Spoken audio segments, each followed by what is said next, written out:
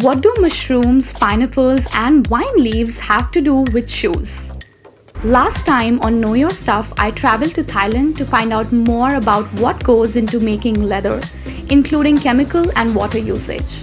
In this episode, we are back at PUMA's HQ with Romain Girard to understand more about the leather alternatives. We selected 3 areas of alternative leather. We have 100% TPU in that case, which is one of the plastic variations that we are using. If we go now to the other extreme, upper material, which is based on mycelium, mushroom. This is the first time I've had a mushroom leather product in my hand, I think. We have a panel of hybrids based around olives, based around pineapple, or based around wine leaves. So this is plastic. This is plastic. It's called vegan. And that's the question, right? Like, is being vegan, being natural?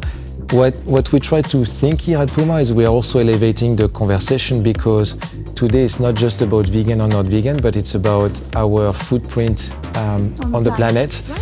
And as an example, this natural alternative has a very high energy consumption so far, whereas the 100% plastic product is actually very easy for us to recycle when landing in the right recycling facilities. And so, what is better in that sense? We had a really good resonance, especially in the vegan community. Again, sustainability is higher than this. Romain also touched on how PUMA are looking at greenhouse gas emissions, waste, energy consumption, and how these parameters are guiding them through these wide range of materials. I'm not seeing them everywhere. Like, why is this not scaling up and being everywhere? The 2 key parameters of that, why we don't see this at a bigger scale today, is we as PUMA, when we are selling a product, we stand for certain quality also, and certain standard in quality, and some of those materials today are not matching that level, and that's why we continue to work with our supplier to get there. But there is also a second aspect to that.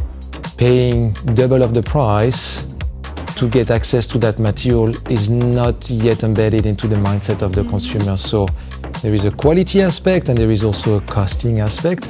This doesn't stop us to explore and then work with our supplier to solve those two aspects with them.